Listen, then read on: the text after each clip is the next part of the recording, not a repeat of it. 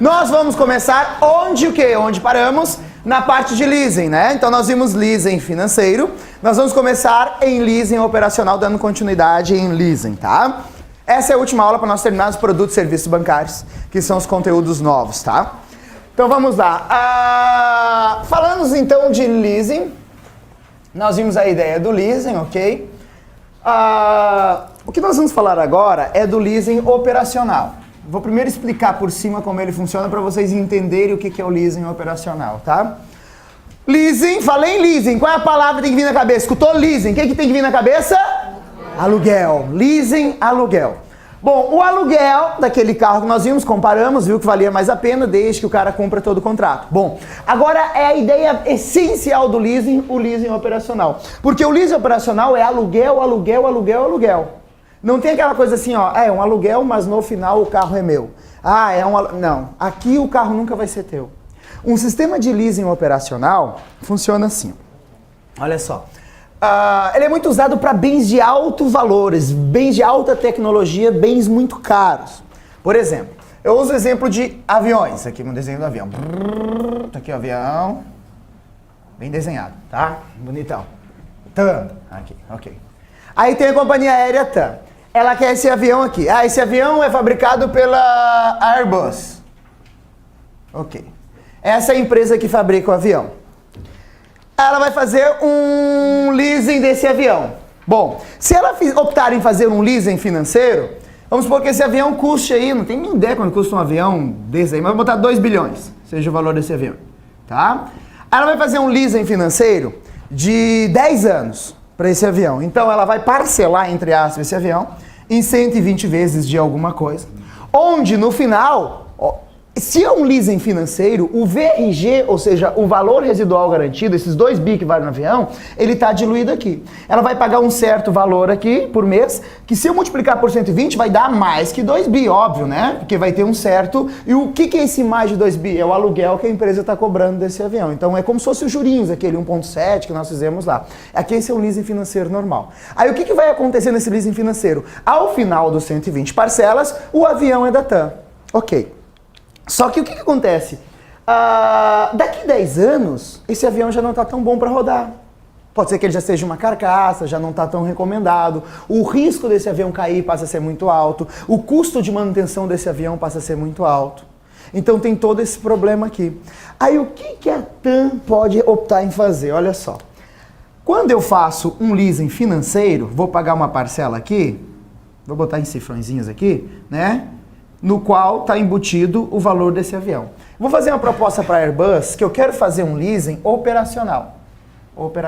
Onde eu também quero pegar esse avião de 2 bi, vou parcelar em 120 vezes, vou pagar uma certa coisa, só que no final eu não quero o avião. No final eu devolvo o avião para a Airbus, falo muito obrigado. Eu quero usar ele durante esses 10 anos. E vem essencialmente a ideia de alugar, essencialmente a ideia de alugar, sem ter esse avião no meu nome. Bom, aí o que a Airbus vai pensar? Nesse caso, como o avião vai voltar para mim, eu não preciso jogar esse VRG dentro das parcelas, porque o avião não vai ceder. Daqui 10 anos, qual é o valor de mercado desse avião daqui 10 anos? Esse avião daqui 10 anos ele vai estar valendo, sei lá, 600 milhões. Esse é o valor, porque ele vai ter uma depreciação, né? Com o passar do tempo, ele vai desvalorizando. Então vamos supor que no cálculo vai ser 600 milhões. Ou vou botar aqui, sei lá, vou botar 800 milhões, um pouco mais aqui, tá? É o valor de mercado desse avião depois de 10 anos. Então o que eu faço? Eu não preciso receber 2 bi, porque no final vai voltar para mim 800 milhões ali. Então é como se eu tivesse que diluir nessas parcelas apenas a depreciação que eu estou tendo aqui, que é 1 milhão e 200. 1 bilhão e 200. E o que vai acontecer? Essa parcela aqui, ó, ela vai ser menor do que essa parcela aqui. Do que aquela parcela lá. O valor total que a TAM vai pagar aqui vai ser bem menor do que o valor total que ela vai pagar ali.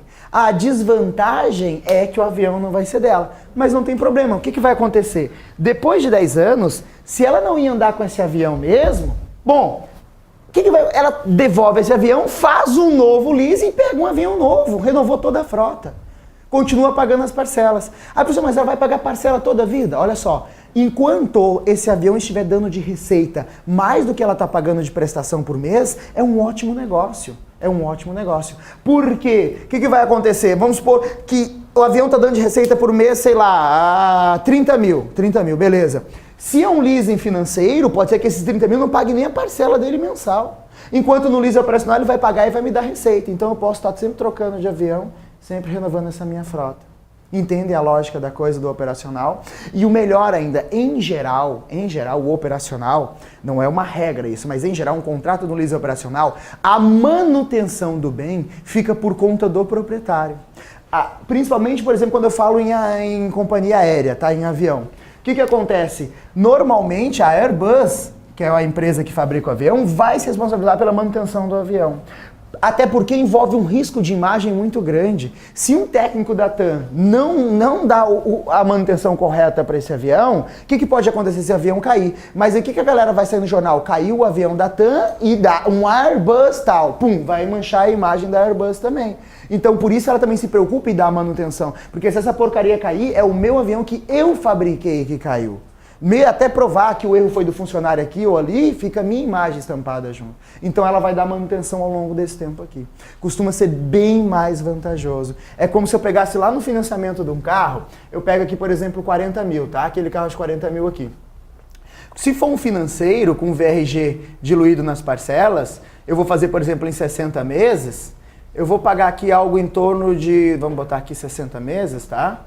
Para vocês terem uma ideia do tamanho dessa economia aqui, que isso aqui é muito utilizado também pelas locadoras de carro. Deixa eu só pegar a calculadora aqui, só um pouquinho.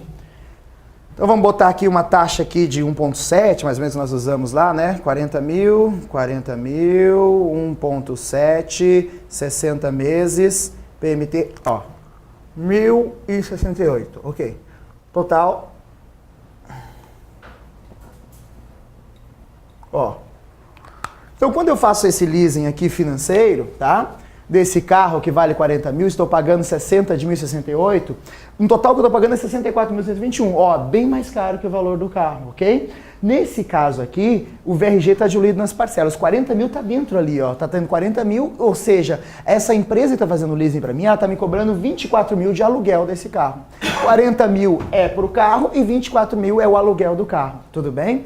Agora, quando eu falo no leasing operacional, se eu falar assim, não, eu vou te devolver o carro depois de 5 meses, 5 anos, o que vai acontecer? Ela vai calcular primeiro, quanto vai estar valendo esse carro depois de 5 anos? Ah, esse carro aqui depois de 5 anos, ele vai estar valendo, vamos supor, 25 mil vai ser o preço de mercado.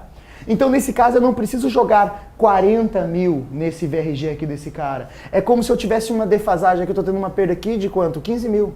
Então 15 mil é o que a empresa está perdendo, não é 40 mil, porque apesar dela gastar 40 mil agora, vai voltar para ela no futuro 25 mil. Então eu estou tendo uma diferença de 15 mil. É como se fosse isso. Então o que ela vai fazer? Vai fazer uma coisa assim, deixa eu ver quanto é que vai dar isso aqui.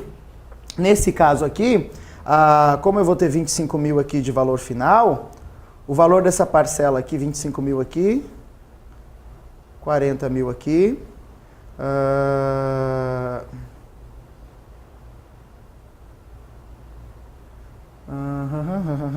só um pouquinho. Deixa eu mudar o sinal aqui. Ó, essa parcela aqui vai cair para R$825, tá? Aproximado isso. 60 vezes, o cara vai pagar um total de 49.545. Beleza? Então, esse fica o fluxo, o cara devolve o carro no final. Aproximado, estou usando uma taxa de 1,7, tá? Aí olha a proposta que eu faço pro cara. Olha só, meu amigo. Você quer ter o carro no final? Me paga 1.068. Se você não quer ter o carro no final, vai me pagar 825. Aqui eu estou tendo uma diferença de 50 mil para 64 de 14 mil a mais. 14 mil a mais. Nesse caso aqui o cara paga 14 mil a mais, mas o carro dele é no final. Aqui não. Por isso que as locadoras de carro vão usar muito essa parte do leasing operacional. Ainda mais se no contrato fica a manutenção responsável pelo cara que está me fazendo esse leasing aqui. No final, o que eu faço? Devolvo essa frota de carro para o cara, não quero mais, começo um novo leasing. Ah, eu vou pagar a parcela a vida toda? Vou, mas é o que eu disse. Olha só, se aqui eu estou alugando o meu carro e esse meu carro está me dando uma receita de R$1.200, eu estou aqui... R$1.200 não está me dando quase nada de lucro, estou quase empatando. Enquanto aqui com R$1.200 eu estou tendo R$400 mais ou menos de lucro por cada carro, ou seja, já é um lucro interessante. Entendem? Aqui é muito mais fácil para mim respirar hoje. Tudo bem? Entenderam a ideia do leasing operacional, a ideia dele, sim ou não? Então, ó, e aí é muito importante uma questão de prova. O leasing operacional é proibido o cara ter o bem no final. Se ele optar pelo leasing operacional aqui, ó, e ele quer ter o carro no final, ele vai ter que pagar todos esses 25 mil lá, que é o valor de mercado do carro. Ele vai ter que pagar o valor de mercado do carro. Esse VRG não é diluído nas parcelas, obrigatoriamente. Entenderam a lógica? Tudo bem? Ok? Bom, agora que vocês entenderam, vou botar as características então do leasing operacional aqui, é só para entender como ele funciona, tá? Então vamos ver as características desse leasing operacional, quais são as regras que tem que ter num contrato de leasing operacional. Olhem só. O leasing operacional, ele tem que obedecer as seguintes regras, né? Leasing operacional, tá? Geralmente, não é uma regra, geralmente o leasing operacional é feito entre dois personagens apenas. A sociedade de arrendamento mercantil, que vai ser o próprio produtor do bem, ela ocupa a função de produtor, ou seja, a própria Airbus tem uma sociedade de arrendamento mercantil que vai alugar para o arrendatário. Isso aqui, ó, não é uma coisa muito importante para ela, porque isso aqui é geralmente, não é obrigatório, geralmente. Assim como geralmente a manutenção fica de responsabilidade do produtor. Mas não é obrigatório. Como eu disse, o que rege o leasing é o que está no contrato. Se o contrato disser que não, você vai ser responsável pela manutenção, então fica para o cara que está alugando. Tudo depende do que está no contrato. Agora, obrigatoriamente, aí é importante para uma questão de prova, porque é obrigatório, não importa qualquer leasing operacional, sempre vai ter que ter isso no contrato. O quê? Primeiro, proibido adquirir o bem no final.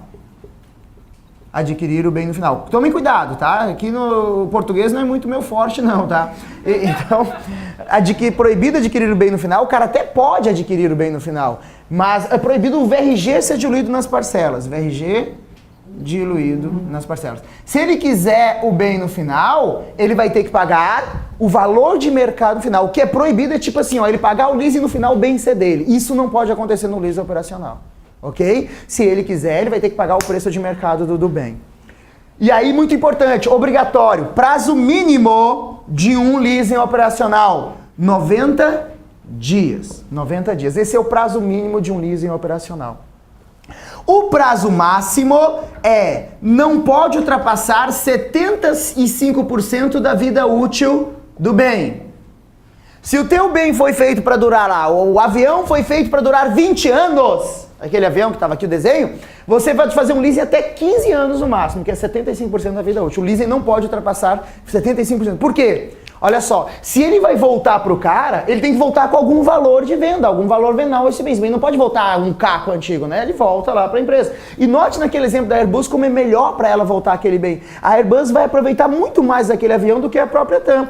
Pode aproveitar as peças, sei lá, né? Revender para um... Aí tem países lá na África que usam os aviões depois de 10 anos, só compra os cacos lá de vez em quando. Tem muitos países que usam esses aviões que já rodaram o que tinha que rodar e está na margem de risco. Eles preferem comprar esse que é bem mais barato. Então é muito mais fácil para a Airbus repassar esse avião do que para a própria TAM. Então essa é a lógica da coisa. Como eu disse, isso aqui é muito utilizado em máquinas de grande valores, né? Muito caras, alta tecnologia. Aquela máquina de tirar fotocópia do cara, assim no hospital, aquelas máquinas hospitalares tudo cara, normalmente é tudo leasing operacional. Porque enquanto o cara estiver tirando fotocópia de pessoas lá e essas fotocópias estão se pagando, entendeu? Tá valendo, e não precisa ter, olha, essa máquina de xerox aqui é do hospital. Não precisa saber se é do hospital. Quando tu vai entrar, tu não vai perguntar quem é o dono da máquina. A máquina tá lá, cara, vai resolver o teu problema. O cara vai pegar aquela grande... Então é muito mais fácil pagar uma parcela de uma coisa operacional do que de um leasing financeiro. Hoje já tem até no Brasil leasing operacional de carro. Tem leasing operacional de carro. Onde o cara paga uma parcela mensal, o carro nunca vai ser dele, como se fosse um aluguel. Aí ainda quem faz esse leasing operacional é responsável pela manutenção do carro ainda, o cara só vai pagar, o cara não precisa, claro, o cara vai botar gasolina, mas tirando isso, qualquer manutenção que tiver, essa empresa vai ser responsável por essa manutenção e ele paga uma parcela por mês. Aí o bom é que ele pode sempre estar trocando de carro, né? Aí passou, acabou o leasing operacional, ele devolve o carro, pega um carro novo, só que ele vai ficar a vida toda pagando parcela. Mas tem gente que fica a vida toda pagando parcela igual, não é? Mesmo tendo carro, o cara financia, aí quando tá perto de acabar ele vai lá e troca de carro e continua pagando, entendeu? Não vai mudar nada, é a mesma história. Hã? Aí é relativo o que é mais caro, né? Digo, por exemplo assim, tu vai lá e troca de carro, mas também aqui no nível operacional tu pode trocar de carro? Pode trocar de carro. Né? Tudo depende. E não tem as implicações que eu tenho no financeiro. Assim, ó, não tem como eu dizer o que é melhor, porque é muito relativo. Depende de cada pessoa, depende com que velocidade ela vai trocar o carro, depende o quanto ela usa o carro. Porque se a pessoa usa muito, talvez pegar um leasing operacional, só o fato de terceirizar a manutenção, não ter custo de manutenção já vai ser muito vantajoso. Se o cara usa pouco, não tem nada de manutenção mesmo. Então, tudo depende, é uma coisa muito relativa. Mas já existe esse produto, ele chegou novo no Brasil agora, poucos tem. Eu tinha achado, a última vez que eu pesquisei isso, só a Rodobens fazia o leasing operacional. É a única empresa que fazia leasing operacional para pessoa física, tá? Ainda assim, mesmo sendo leasing operacional, nesse caso do carro, saía um pouco mais caro que financiar o carro. Por exemplo, se você fosse financiar o carro, eles tinham feito a simulação lá, tu ia pagar tipo assim, R$900 para financiar o carro num leasing normal, financeiro. No operacional tu ia pagar 1.100. E o carro não é teu. O cara pensa, puta, eu vou pagar mais e o carro não é meu? É, mas tu não vai gastar nada com manutenção até os 5 anos, enquanto você vai estar com ele. Então esse era o argumento deles, entendeu? Então o cara tem que botar na balança e ver se vale a pena ou não vale a pena. Cada caso é um caso. Estão com muito frio por aqui, eu acho, tá vendo aqui, né? Tô vendo tudo aqui assim, encolhidinhas. Vamos dar um jeitinho ali depois ali. Tá, depois dá um jeitinho no ar ali, por favor, para elas. Por favor, querida. O contrato é definido entre as partes, entre a sociedade de arrendamento mercantil e o arrendatário. Agora, esses contratos têm que obedecer às regras que são obrigatórias. Obrigatório, não pode ser menos que 90 dias, nem ultrapassar 15% da vida útil, não pode ter o VRG diluído. Então, ele tem essas regras que tem que ser obedecido. Mas ele é definido entre as partes. Tem uma questão que é pelo Banco Central. O quê? Que o contrato é definido? Não, o contrato é definido entre as partes. Agora, olha só, presta atenção. As legislações aqui, ó, esse mínimo, esse máximo aqui é definido pelo Banco Central. As regras que o contrato tem que obedecer é isso aqui. Agora, se vai ser responsabilidade do arrendador ou não, se vai ele manutenção ou não, isso aqui é tudo definido entre as partes, no próprio contrato. No próprio contrato. Hoje tem uma máfia muito grande de pessoas, hoje tem um mercado, vocês terem uma ideia como esse contrato é complicado, que mesmo o cara fazendo um contrato bem amarradinho lá, às vezes o cara vai lá e consegue ferrar o banco, principalmente o banco, os advogados sempre, né? Por causa de uma brechinha que tem, que é o seguinte, o cara faz esse leasing financeiro aqui do carro, tá? O cara faz o leasing financeiro do carro. Aí o cara paga algumas parcelas aqui dessa coisa. Aí o cara não tá conseguindo mais pagar a parcela. Aí sempre tem uns anúncios na rádio, farroupilha, você que está fudido, não consegue pagar teu carro, entre comigo que nós vamos fazer uma revisional, e blá, blá, blá, blá, blá. Ok. Quando é leasing, o que eles fazem? Eles entram na justiça e falam pro seguinte pro juiz, eles entram com um processo dizendo o seguinte, eu não quero o carro, eu quero devolver o carro. Eu não quero o VRG diluído nas parcelas, quero devolver esse carro. E aí o que acontece? Se o juiz der ganho de causa, manda fazer um recálculo, aí o cara devolve o carro antes do carro ser tomado para ele, e ainda a instituição financeira é obrigada a devolver todo o VRG que está embutido nessa parcela para o cara que ele pagou. Então, além do cara não pagar mais, ainda a instituição financeira vai ter que devolver o VRG das parcelas embutidas, porque o VRG está embutido aqui. E como é uma opção dele ter o carro ou não, ele opta em não ter o carro, devolver o carro e pegar esse dinheiro de volta. Ele pega parte do que ele pagou e leva o carro. Melhor do que se ele não está conseguindo pagar, continuar lá porque vão tomar o carro dele igual e não vai recuperar nada desse dinheiro. Mas aí é justiça, aí tem jurisprudência, tem um sério de rolo, essas coisas aí todas. Tudo bem? Tranquilos? Beleza? Hã? Só o financeiro, o operacional não pode ter. E no final tu pode, tu tem, tu já compra, então. Isso, se tu tá... Isso, no final, aqui há a possibilidade, assim, na verdade o que acontece é o seguinte, ó, no financeiro pode ter o VRG, não é obrigatório. No operacional é proibido, não vai poder diluir nas parcelas. Então no financeiro existe a possibilidade do cara ter o bem no final das parcelas, no operacional nunca vai ter essa possibilidade. Não, pode ser usados, bens novos e usados, tá? Bens móveis e imóveis. Pode ser móveis e imóveis, pode ser novos e usados. Aí tem restrição quanto a bens imóveis. Nós já vamos ver já daqui a pouquinho como funciona o leasing quando eu fizer de um imóvel e não de um bem móvel. Tudo bem? Ok? Vamos primeiro pintar essas coisas aqui do leasing operacional, tá?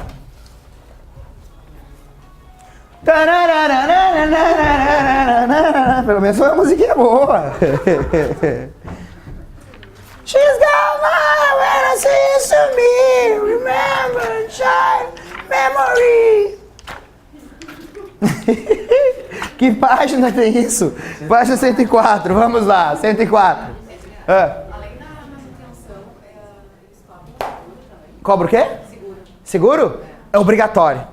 Mas aí depende do contrato, na verdade assim. Sendo operacional. Em geral, não vou falar obrigatório, em geral, 100% eles vão cobrar um seguro, entendeu? Porque é o bem dele que tá na brincadeira lá. Ele tá alugando uma coisa dele. Então se o cara vai usar, eu obrigo a fazer seguro essa coisa ali.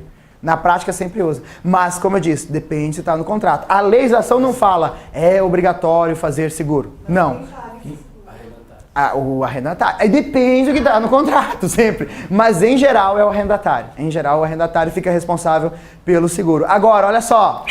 No leasing operacional, o próprio arrendador fica responsável pelo seguro, na maioria dos casos. Esse do consórcio, do Rodobens, leasing Rodobens operacional, eles falam também que são responsáveis pelo seguro. Por isso, vai pagar 1.100, não vai pagar nem seguro mais. Nada, nem imposto o cara paga. O IPVA também está incluso lá. Mas é porque está no contrato isso, entendeu? Aí o cara vai, olha, tu vai pensar o seguinte, paga 800, no final o carro é teu. Paga 1.100, 1.200, o carro nunca vai ser teu, mas não tem imposto, não tem seguro, não tem mais nada. Vai gastar só gasolina com o carro. Essa é a proposta deles. Então, tudo depende. Vamos lá. Fazendo propaganda para Rodobens, por favor, depois eu vou mandar o número da minha conta, pessoal, da Rodobens lá, merchei de graça, tá? Então depois eu vou mandar o número da minha conta, vocês depositam, tudo bem? Leasing operacional, produtor, arrendador, produz o bem e o aluga de forma direta para o arrendatário. Em geral, são 2 personagens, mas nada impede que o leasing operacional também tenha os 3 personagens ali diferentes, assim como tem no leasing financeiro. Em geral é assim, tá? E vai direto para o arrendatário, que aluga o bem diretamente do produtor. Em geral, as parcelas não contêm o VRG. Não é em geral, ali cortem, né? É porque, na verdade, eu copiei e colei lá do de cima. Não é em geral, elas não podem ter o VRG diluído nas parcelas. É sempre.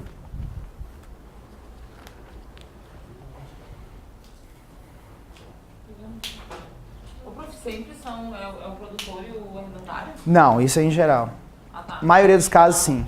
Isso. Agora lá, no segundo item, ó, geralmente o arrendador fica responsável pela manutenção e substituição do equipamento. Geralmente. Os bens arrendados são produtos de alta tecnologia com valor de revenda de mercado secundário nativo. Ou seja, ele tem que ter um valor depois que voltar, né? Porque não adianta o cara pegar o bem de volta e fazer o que com ele? Ele ainda tem que ter um mercado fora. Por isso que eu limito o prazo máximo na vida útil do bem. Seus contratos não têm opção de compra no final. Aí, importantíssimo. Caso o arrendatário deseje adquirir o bem, terá que pagar o preço de mercado. Não tem opção de compra, aí é obrigatório, aí é legislação, tá? Não tem opção de compra no final. Se o cara quiser adquirir o bem, ele vai ter que pagar o preço de mercado. E aí a vantagem, né? Como ele não tem opção de compra, as prestações costumam ser menores, essa é a ideia. Os contratos, aí legislação também, ó. Prazo dos contratos, mínimo de 90 dias e máximo 75% da vida útil do bem.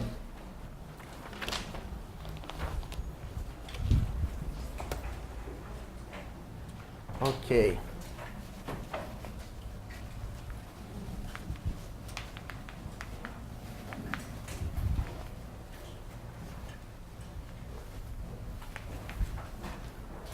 Então vamos embora. Agora vamos ver o leasing financeiro. Leasing. Não, financeiro não. Já vimos. Imobiliário. Imobiliário. Ok? Bom, estávamos em dúvida entre financiar um carro, por exemplo, ou alugar um carro. Alugar no qual no final o carro seja meu, beleza? Agora, poderia também optar em comprar um imóvel ou alugar um imóvel. E melhor ainda, fazer um contrato de aluguel que no final das prestações o imóvel é meu. Seria maravilhoso, né? Que a gente fala que o aluguel é um dinheiro jogado fora. Então, se eu faço, por exemplo, o aluguel desse prédio aqui em 10 anos, em um contrato de tal forma que, olha, depois que eu pagar esses 10 anos de aluguel, o imóvel é meu, certamente eu vou ter uma parcela um pouco maior nessa brincadeira, mas pode ser que seja mais vantagem do que fazer um financiamento desse imóvel. Pode ser que seja mais vantagem, ok? Até porque, olha só, quando tu faz um financiamento, o imóvel fica no teu nome, Mesmo o banco tendo uma restrição, tem alienação fiduciária para o banco e tal. Agora, se você fez um contrato de aluguel, que no final o imóvel é teu, quem está fazendo esse contrato tem mais garantia, porque o imóvel não está no teu nome, o imóvel continua no nome do produtor, da sociedade de arrendamento mercantil, tem mais garantias, tá?